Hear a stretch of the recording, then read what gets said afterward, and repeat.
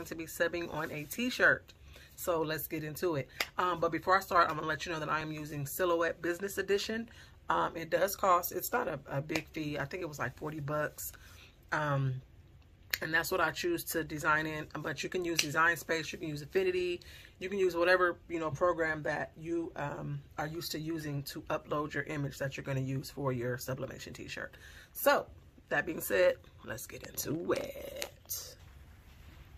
All right, so this is my silhouette design area, and what I'm going to be doing is I am going to go to File. This video is not going to be that long. I'm going to go to Merge. I'm going to go to Desktop because that's where my image is, and the image that I have chosen to use, this t-shirt is for my husband, and we're both musicians, so he wanted something musical. So I am going to give him the Rufus and Shaka Khan album. Okay, here it is. The paper size that I'm using is 8.5 by 14. The area that I want to press on, the size of my image, is going to be 8.5 by 9.5. But the paper size that I'm using is 8.5 by 14. That's the only one I have right now. So that's why the paper is so long. But I'm going to go here where you see the lock. Make sure it's unlocked so you can change the height and the width. So the first one I'm going to do is 8.5. This one is going to be by 9.5. And then I'm going to push enter. And there we go. I'm going to move this so that it's in my print area correctly. And being that,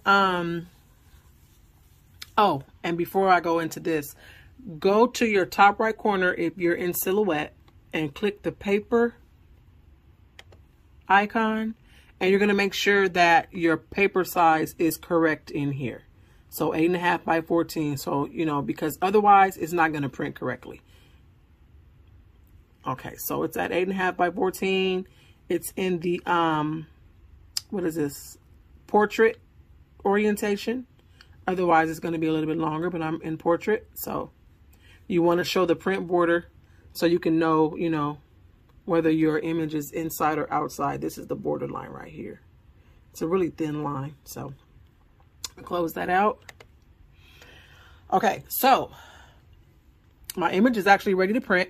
And because my paper is 8.5 by 14 and I don't want to waste any, what I'm going to do is I'm just going to add a couple of images down here that I can be using for like a mug or tumblers or, you know, something small, but I don't want to waste my paper.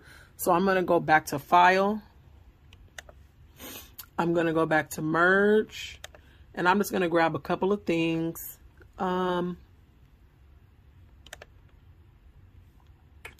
Let's see, what can I use? I'm just going to grab a couple of pics.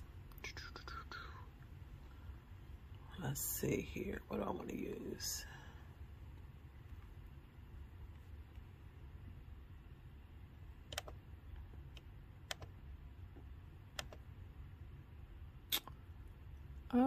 Let me grab SVGs, or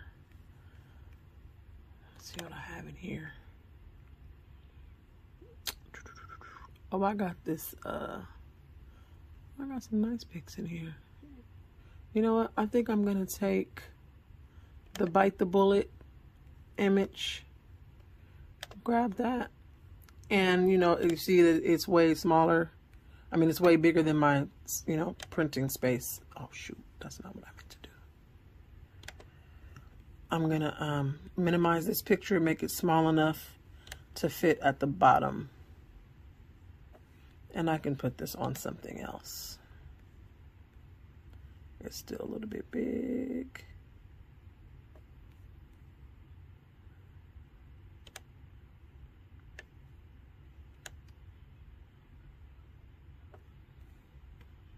Okay, and I'm actually going to duplicate it. Right click, duplicate. So it's already going to be the correct size. So boom, there I go. Okay. So now that I've done that, I'm going to go back to the top of my screen, I'm going to go to print, right? I'm going to go to settings down here because I want to make sure that my print size is correct. Now see, this says letter. I'm not using letter paper. I'm using 8.5 by 14. So I have to scroll down until I find 8.5 by 14, which is equivalent to legal. So I click legal. And then the source is the main tray. Click OK. So now you see my print border has gone from up here to down here, because the last thing I printed, it was 8.5 by what was I printing? 8.5 by 11 or something like that. So now my print border has gone down further. So what I'm going to do is I'm going to go to print. So this is where I get to make sure my printer settings are correct. So I'm going to find my printer. I had it on my 3630. I was actually printing papers. That's what I was doing last time. I'm using the ET2720, so I'm going to click that one. And then I'm going to go to Preferences. My paper, my document size is 8.5 by 14. That's correct. It's portrait. Plain paper, the type of paper that I'm using this time, I was told I can use the plain paper, bright white. My quality, I'm always going to go high. And then since I'm doing sublimation on a t-shirt, I want to make sure that my image is reversed, make sure it's mirrored, or else the wording is going to be printed backwards. So I'm going to go to more options. And then I'm going to go down here to mirror image. So that way it prints the correct way. Otherwise, my picture will come out backwards once it's pressed.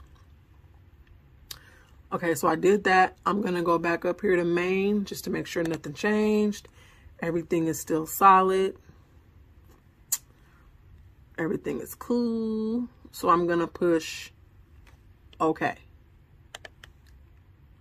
And then I'm going to push apply. So all the changes that I made, if you don't push apply, none of the changes will, will stick. So apply. And now I'm going to print. But I believe that my printer is still set for the 8.5 by whatever I did last time. So when it goes to print, it's going to pause and say that my paper sizes don't match. I didn't even pull my tray out.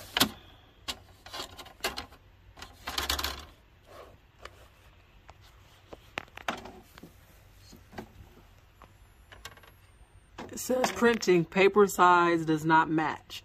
So I have to, let's see. Now how do I make it go back? I'm going to go back. Oh wait, what is it going to make me do? Okay. Okay, so I can go change the thing now. Continue printing or change the setting. I'm going to click change the setting. Paper settings will be changed. So they're going to be changed to match what I put in the computer. So now I can go ahead and print it out.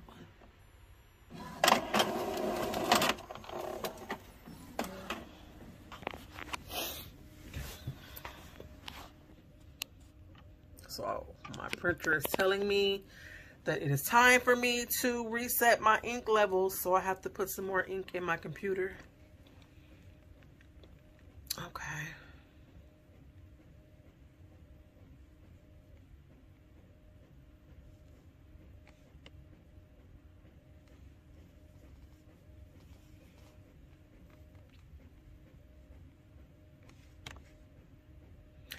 Okay, yes. So, sublimation is really not hard at all. I'm actually kind of preferring it over vinyl nowadays because I have so much to do. It takes less time. With vinyl, you have to do a lot of weeding and things like that. But Sublimation is really not hard. You just want to make sure you have sublimation quality sublimation blanks, which I offer at kiafasgotblanks.com. T-shirts, socks, tumblers, mouse pads, coasters, coffee mugs. They have Christmas ornaments, Christmas stockings, Christmas skirts. There's so much. Like anything that can be customized through sublimation. So it's really not hard. You know, it's just you got to have the right kind of printer. And the thing is, it's not a special printer. It's just I use Epson, and then the regular printer that you can buy. My printer was like, I want to say $199, or it might have not even been that much, but I think it was around $199 at Walmart. And I just converted it, you know, into a sublimation printer. And converting it means you just don't use the ink that comes with the printer. You have to get sublimation ink, which can be found online, you know, on Amazon. And you basically have to fill your printer with that type of ink. You could do it with a syringe. It's really, really easy. I actually have a video, I think it's in here, where you can see how I converted my printer myself. Like, I've never done it before, and I was able to do it with no problem. You know what I mean? So it's not that hard at all. So my picture is done printing.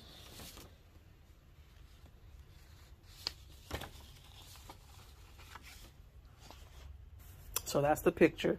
So what I'm going to do is I'm going to cut these off and use those for something else. So hold on one second. Okay, so I'm going to go over here to my heat press. I already have my shirt laid on the heat thing by 15. And what I did was I folded my shirt in half so I could know where the middle was. And I have my heat paper already laid down because I knew I was going to be doing this with one hand. So I have my heat paper, which can be found on Amazon, under the shirt. And then I also have one inside of the shirt. Well, you can't really see it, but just in case, you know, so that it doesn't bleed. And also, I like to use this here. It's to measure because you want to start your lay your image at least 3 inches below the neckline.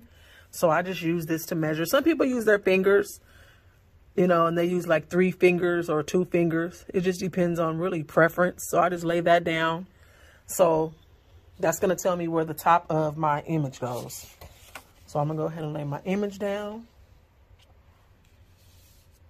Only thing I did not do was turn my dang on heat press on. Oh, man.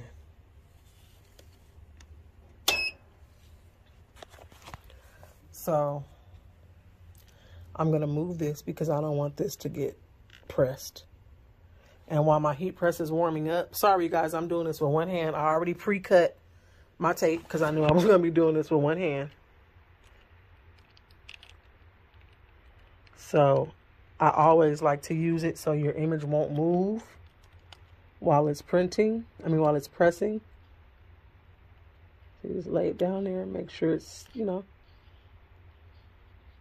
I like to do all the sides because if it moves, you'll have ghosting and your image might not come out the way you want it to. So I like to put tape on all 4 sides of my sublimation paper.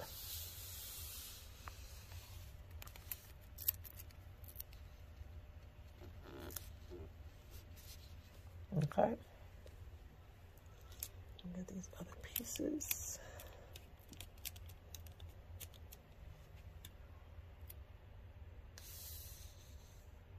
Just putting it on all 4 sides so it will not move. Because you'll be surprised how it could slide. Like even me doing this, it's kind of sliding. You know what I mean? So you want to just be extra careful. Because you do not want to waste your blanks because they are not cheap. Especially if you are getting them from a vendor that is overseas. And with the way things are going right now, you don't want to mess up on nothing. Because everything is taking a while to get shipped and it's just a lot. I'm going to let my press warm up a bit. to about probably 400 and press it for 60 seconds. And the temp, they give us temp and time setting, like I can't think of the word, but recommendations. But it can vary from heat press to heat press. Sometimes I use my 15 by 15, and sometimes I use my easy press, you know, different things. So it just depends on what you're doing. You know, all the recommendations as far as time and temp can differ just a little bit. But I know my heat press, so if there's like a certain like amount of smoke, or you know, I can kind of play it by ear now. Once you get really familiar with it and comfortable with it, you can kind of play it by ear. You don't really need to you know, it's just like when you're seasoning your food, some people use a measuring cup, some people use a measuring spoon, some people just grab a spoon and just dip it, and because they know, you know, how much seasoning to use without using a measuring cup. When you've been cooking for a long time, you just know. You know, my son was talking to me the other night. He was like, Mom, how you know just how much to put, you know, as far as the seasoning, salt, and garlic powder? And I'm like, I just know. When you've been doing it for so long, you just kind of know, you know, what's too much or what's not enough. So I'm going to pause my video for a second while my heat press warms up, and then I'll be right back. Still waiting on my press. Okay, so now my heat press is ready. So now I am going to press.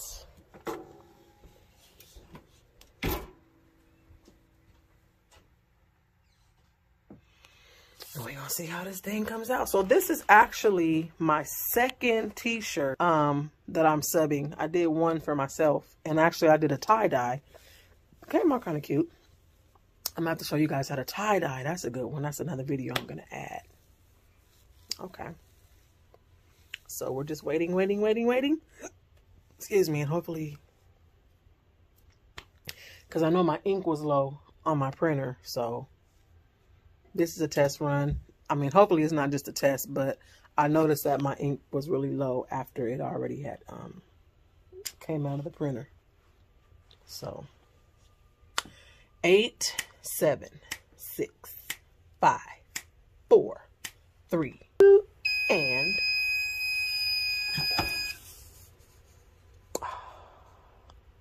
oh, you know what else I forgot? I don't think I put it on the list.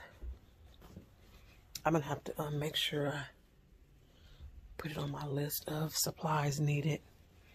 But you definitely need heat gloves, because I don't have the pull away heat press. So certain things that I press, when I'm taking it off the press, I'm burning my knuckles.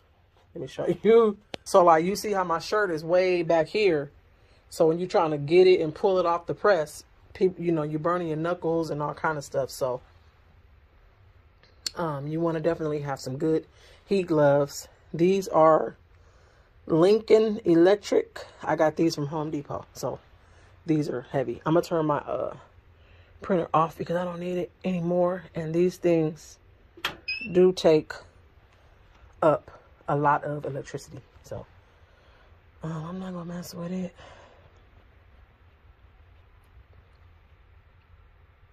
And I just realized I need to wipe down my heat press because I see some red marks in here. And you know what? That's probably from when I did my tie-dye shirt.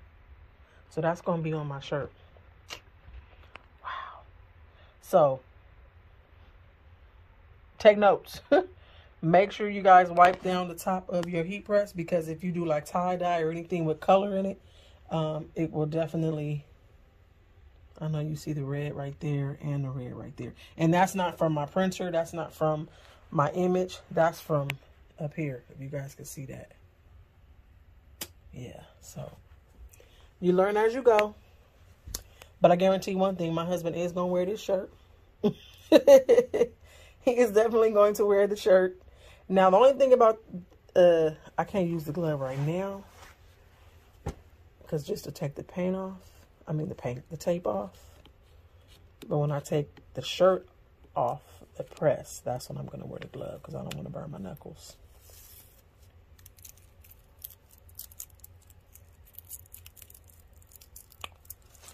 Yeah, man. I didn't even think about that. So, thankfully, this is, well, I shouldn't say thankfully it's for my husband, but thank God it's not, you know, another customer that's ordering from you for the first time. And I'm like, oh my God, I'm going to be late on your order because my heat press messed up your shirt and I had to redo it, or, you know, but you do learn as you go. So make sure your heat presses are clean. Okay. Oh God, how is this going to come out? Now I'm worried because I know my ink levels are kind of low. Oh, it don't look, it came out okay though. I think I see a couple of, look at this. Now that, no ink left behind. Do you see this? No ink left behind, baby. Yep, and it did run. My ink did run, so I'm gonna have to refill my darn it, my ink. Oh my goodness, like this is actually the first time that I've had no ink left behind, and I gotta say, BG paper, yeah, this was dope. This was good. So, shout out to BG paper.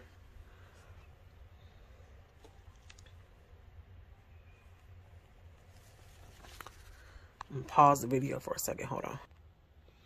This came out. Oh, I just wish my my printer was not doing the weird things that it's doing. But I must say this color release is popping. This color release is popping. The color release is popping. Do you hear me? But because my ink levels are, like I said, I got a couple of streaks. But for the most part, this came out pretty good.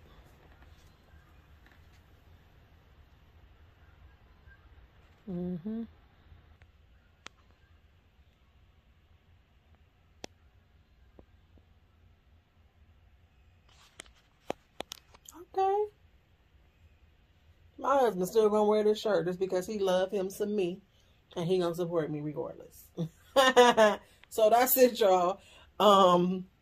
Yeah, okay. Shout out to BG paper. So, yeah, that's it.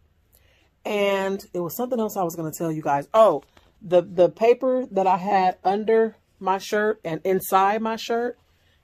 This came with my heat tape off Amazon. So I just call it heat paper, but some people use butcher paper. And, you know, it works, but this works too. It's not like paper, like it's material. I don't know what material this is, but it can't be torn or ripped, but it works. And it came with my heat tape that I got from Amazon. So you can just go on Amazon and look up heat transfer tape. And, you can see the one that comes with the little butcher paper, but it's not butcher paper. So thank you guys for watching. I'm about to get out of here. I gotta go to sleep. It is like 2:50 in the morning, but I had to get this video in for you guys. So yeah, thanks for watching. Until next time, peace, happy crafting.